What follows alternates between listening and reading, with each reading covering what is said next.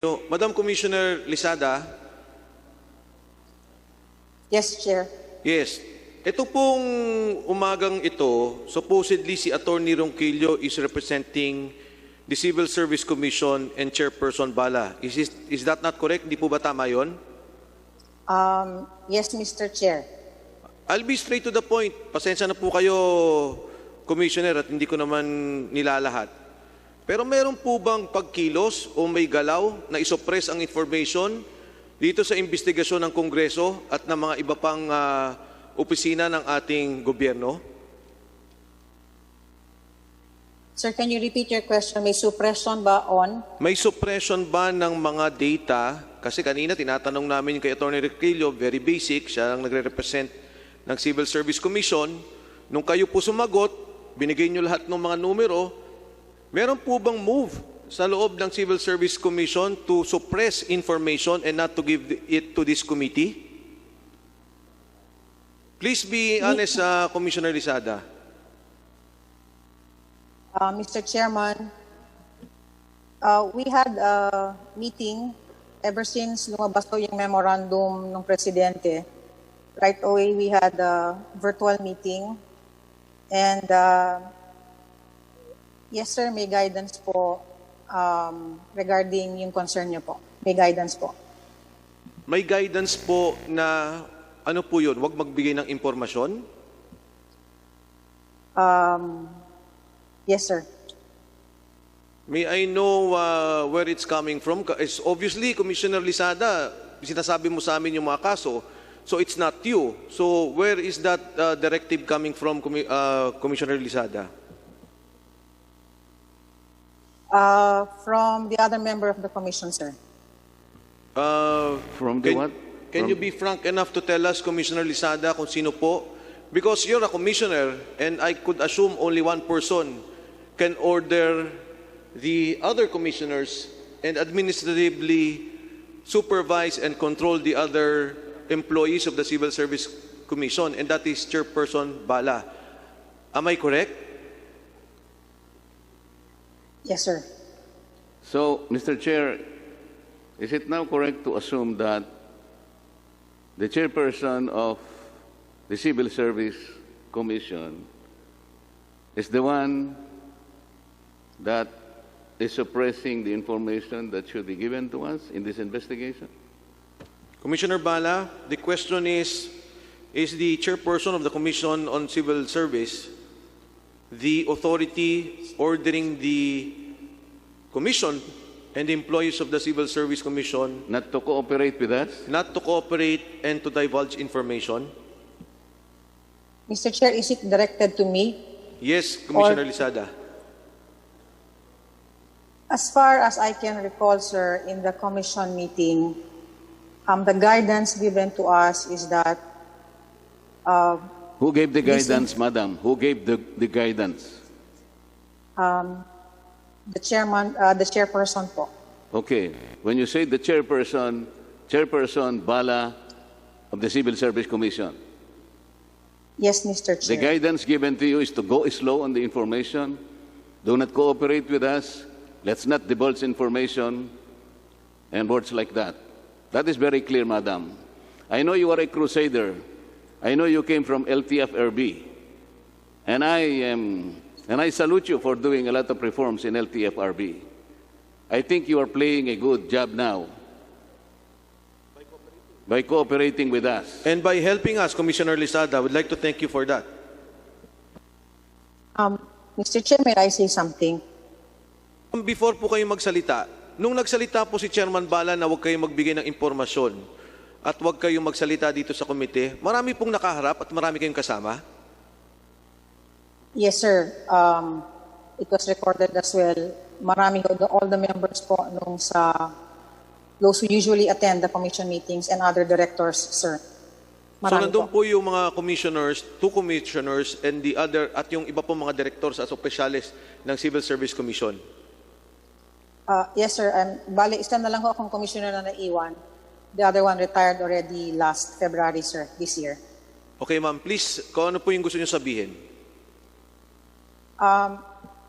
Yun lang po kasi when the President came out with this directive, and knowing how grand the effect of what is happening, I initiated po yung audit and yung inventory, which naman po was taken well by the chairman as to the list. And then I requested for priority on resolving of the cases na unahin ho muna yung mga RVPs, and then the RVPs with other correspondents and the other list cases na po. So, kagaya ho nung sinabi ni Congressman Marcoleta na regarding the reward, I have never been part, and I will always stand by kung ano ho yung tama at totoo lamang. That's why I want to get down to the truth of it. That's why I'm asking for the inventory as well. So, yun lang po, Mr. Chair. I have the best of intentions in asking data within CSC, and I believe it is our duty to do so. Mr. Chair, may I ask a few more questions? Go ahead. Commissioner Lizada, the other day, I think earlier in our investigation, we were asking about the competence and eligibility of the key officials of Philhealth. And at some point in time, we came across of, I think, a policy in Philhealth that a salary grade 24 employee, government employee, with a specific relation with Philhealth should have at least master's degree. And I think that was admitted by one of the officials before us at that time. But somewhere along the line, Madam Commissioner, Philhealth asked the Civil Service Commission to waive that particular requirement to the extent that some of those key officials did not have master's degree. Number one question, did CSC really waive that requirement for and in behalf of those requesting Philhealth officials? And what is the reason for waiving that if that requirement was indeed waived? Mr. Chairman, Mr. Chairman, Go ahead, Commissioner Lizada. we have on board our director Rodolfo Encajonado, who is in charge as well of itong tinatanong ho ni Congressman Marcoleta. I think he is in a better position regarding qualification standards and the policies issued pursuant thereto. May he be recognized, Mr. Chairman. Before that, Deputy Speaker Marcoleta, alam niyo ho, si Secretary Duque nakatrabaho ko, hindi naman po yan lingid sa kalaman ng karamihan. At masakit pong itanong sa akin to, but I have to ask this question. Naging Civil Service Chairman din po siya eh. Tama po ba, Commissioner Lizada? Tama po, Mr. Chairman.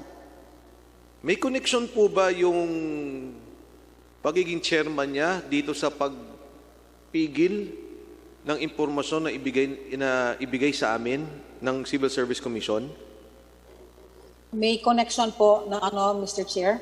May connection po ba dahilan sa siya po yung nagsilbi bago kay Chairperson Bala, may mga tao dyan na galing Philhealth, and I'm sure konektado sa kanya. Ito po ba may connection sa pagiging dati niyang chairman ng Civil Service Commission? Sir, for the record, I do not have direct evidence on whether meron siyang connection. Pero going back po dun sa sinabi ko ni Asco Mariel kanina, which was one of my concerns previously, a Philhealth employee reviewing Philhealth cases well with me. That's why I questioned it po. And then that's why tinatanong ko nga ho yung the propriety of our lawyers who were formerly involved or connected with Philhealth. And I looked at the disposition of the cases by the person. So, yun nga ho yung concern ko. I would like to address that as well. But as to the connection, sir, yung sinasabi niyo kay former Secretary Duque and itong mga ibang cases po, I do not have direct evidence of that, sir. If there will be, because you are a constitutional body, if there will be a legal action to be taken by Congress, Commissioner Lizada, titindigan niyo po yung salita ninyo na ayaw magbigay ng impormasyon ni Chairman Bala at ayaw mag-cooperate dito sa Kongreso? Sir, that is the truth. That was disclosed and the meeting was recorded, sir. The meeting was recorded at merong minutes nung inyong pag-uusap. Meron, sir, which is my point now. Kaya nga ho, the minutes was supposed to be Mr. Chair, approved. we can request a copy of the minutes of that meeting for our reference. Sir, sorry, Mr. Chair. That's why one of my concerns, I did not move for the approval of the minutes kasi ho, the declaration was not reflected in the minutes, but the audio says otherwise. So that's why we're preparing our memo for the correction of the minutes, sir. There was an audio of the meeting, but the minutes to be approved, tinanggal na po yun. Can you tell us exactly what were the words of Chairperson Bala? If my recollection serves me right, this information should not be made public, nor should be given out to anyone who would be asking, either in aid of legislation or investigation. Parang ganon. Yun ho yung matandaan ko, sir. Madam Commissioner, you are now in the process of correcting that and reflecting that, those statements or phrases to rectify what really happened, and that will be borne out by the minutes. You are now correcting that minutes, Madam Commissioner? Yes, Mr. Chair. Yes, Mr. Chair. Yun ho yun yung memo ko because when I read it, and apparently it does not faithfully reproduce what was taken up during the meeting. So what is the process, Mr. Chair, Madam Commissioner, in correcting that? As soon as you are able to suggest those corrections, who is going to approve that? Maybe somebody is going to disapprove the correction. What will happen next? So far, dalawa lang ho kami ngayon sa commission, Mr. Chair. So ako ho yung mag-move for the approval of the minutes, and it will be seconded by the other member of the commission. So hindi ho yan mapa-finalize or mapa-formalize if there is no motion for approval of the minutes, Mr. Chair. Okay, so there are no impediments for the correction of the minutes. And after the minutes is corrected, Madam Commissioner, the committee is requesting for a copy of that corrected minutes for our reference. Will you be able to do that? Yes, sir. Thank you. If it will already be carried out in another election meeting, sir. Thank you. Session suspended for 1 minute.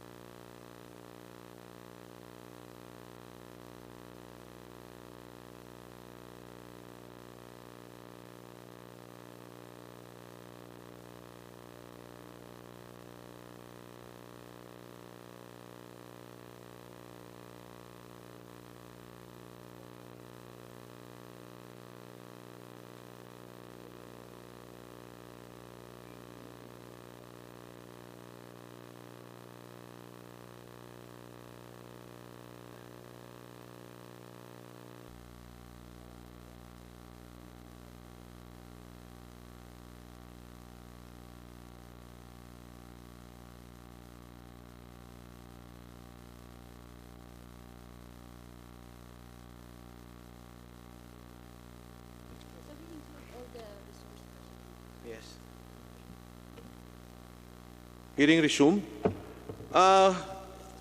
Commissioner Lizada. Commissioner Lizada, ma'am.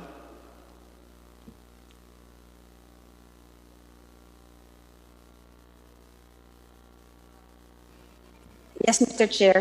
Yes, kung maaari po sana ma'am, pasensya na po kayo at lahat po ng mga guests natin sa Zoom at yung mga guests po natin dito sa plenary. Kung di pa ho tayo naka-oath, ma'am, we would have to administer the oath. Yes, Mr. Chair. Yes, COMSEC is directed to kindly administer the oath. Maraming salamat. May I ask all the resource persons via Zoom and those in plenary to please raise your hand. Please stand and raise your right hand.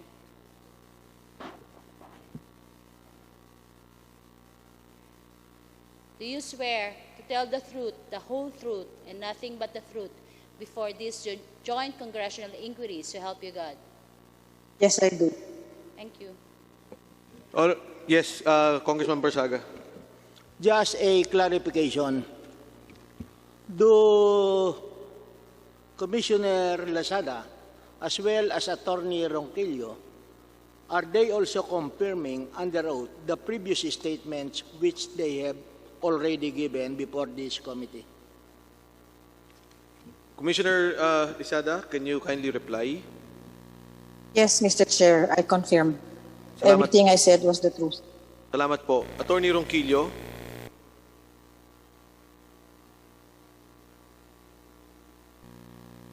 Attorney Ronquillo.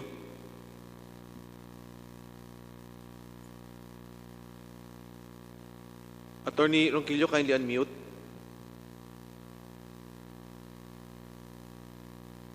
Yes, Attorney Ronquillo.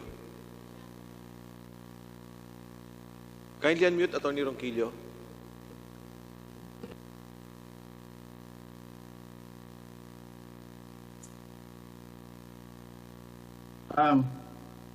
Yes, Your Honor. Can you repeat the question, Your Honor, please? Yung pong lahat ng mga binanggit niyo po kanina, that is under oath, do you confirm lahat po na statement niyo na ito po under oath, you are giving it freely to the committee? Well, if you're referring to the identification of a former Philhealth employee who is with us, yes, Your Honor, I'm confirming that. Mabilis pong tanong, yung pong binabanggit ni Commissioner Lizada, may ganun po bang direktiba na nanggaling sa inyong chairperson? You are now under oath, Attorney Ronquillo. Yes, I am under oath, and categorically, I will say that I did not hear that guidance being given by the chair. Wala pong ganung guidance. Wala ka din po nung meeting na yun. I was in attendance, Your Honor. Wala ka dun sa meeting na yun, Attorney Ronquillo. I am present in all of the commission meetings except if I am sent elsewhere. But normally I am present in the commission meeting, Your Honor, and in all the meetings that I have attended, I did not hear that kind of guidance being given by the chairperson. Mr. Chairman, Congressman Barsaga. well, in this particular case, kita naman natin, there are two conflicting statements coming from responsible officials of the Civil Service Commission, which happens to be a constitutional body.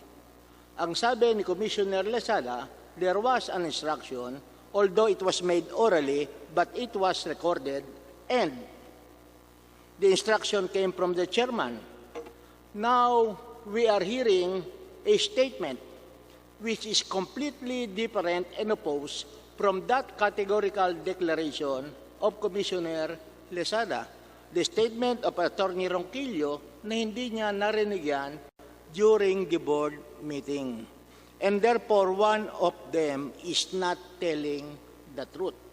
Kasi ang pinag-uusapan lamang natin dito, mayroon bang direktiba ang chairman ng civil service na huwag munang i-release ang mga dokumento or suppression of the cases pending before the Civil Service Commission concerning Philhealth employees or officials. Sabi ni Commissioner Lizada, merong directive Ang sabi naman ni Commissioner ni Attorney Ronquillo, wala siyang narinig. Just a clarification, Attorney Ronquillo. Yes, Your Honor. I did not hear that Ganong guidance. karami kayo doon sa board meeting? Ano po, sorry po, hindi ko po masyado nadinig. Ganong karami kayo roon sa board meeting? Well, normally po, the chairperson, the commissioner, myself as the assistant commissioner, the director of the Human Resource Policies and Standards Office, the director of the secretariat, and then if there are other directors who are called to participate in the meeting. So, more or less, it's 6 or more, Your Honor. Gano'ng kalayo ang iyong kinauupuan mula sa kinauupuan ng ating chairman ng Civil Service Commission? Katabi ko po usually si Commissioner Lizada during the meeting. At hindi po siya gaanong kalayo. I'm sorry. Hindi gaanong kalayo. You are a lawyer. Mga Mga ilang metro ang layo mo kay chairman during that Siguro meeting? po, madalawang di pa, Your Honor. 2 meters, 2 metro. And do you have any hearing problem? Wala po. Wala. So, we'll continue and pursue that later on, Chairman, unless there would be another motion. So, there is a, would you motion to invite Chairperson Bala to... Mr. Chair, I think we should discontinue the interpellation insofar as the CSC's participation is concerned until the chairperson herself appears before us and clarify the statement given by Commissioner Lizada, because this is a very disturbing statement, and we would like to give her due process. I think she's not present in the Zoom. We would like to invite her, if possible, to be present here in the plenary, Mr. Chair, so we can propound questions to her and clarify this very controversial issue that hounds them. I Thank you, second the Mr. motion. Mr. Chair, Thank you. Mr. Chair, may I be recognized? Yes, before we act on the motion by the Honorable Marcoleta, duly seconded by the Honorable Barsaga, Commissioner Lizada, go ahead. Mr. Chair, this is not easy on my end. It's quite difficult, but allow me to refresh the memory of Assistant Commissioner Ronquillo. When the chairman gave the guidance, ang kausap niya po, and the one you can hear sa recording message po, ay si Ascom Ronquillo. She mentioned about a policy na isama sa data sharing, and it was Ascom Ronquillo po yung kausap niya. And you can hear it from the audio clip, yes ma'am, yes ma'am. Yun lang ho. Thank you. Your Honor. Asek Ronquillo, go ahead. Yes, Your Honor, the question was whether there is an order for the suppression of evidence. There was none. The instruction of the chair was to ensure that this matter will be kept confidential from and not to be shared to the public, but will be shared if needed in any of the investigations being conducted concerning the Philhealth. So there was no guidance to suppress evidence. We just wanted to make sure that the matter will not go out of hand by sharing the same in public prematurely. That's why, in fact, we have prepared all these cases. The list of cases that are now in the hands of Commissioner Lizada came from my office. And the list of cases that we will submit to you, to the committee, Mr. Chair, also came from our office. And we include the summaries of all these cases for the accurate information of everybody Attorney about the Ronquillo. nature of all these cases Attorney involving Ronquillo. officials with the commission. Attorney Ronquillo. I categorically deny that there was an order to suppress evidence. Excuse me, Attorney Ronquillo. Attorney Ronquillo. Okay, Honorable Marcoleta. Attorney Ronquillo, who deputized you to represent Philhealth? Your Honor, Who deputized you to represent the Civil Service Commission, Attorney Of Ronquillo? civil service.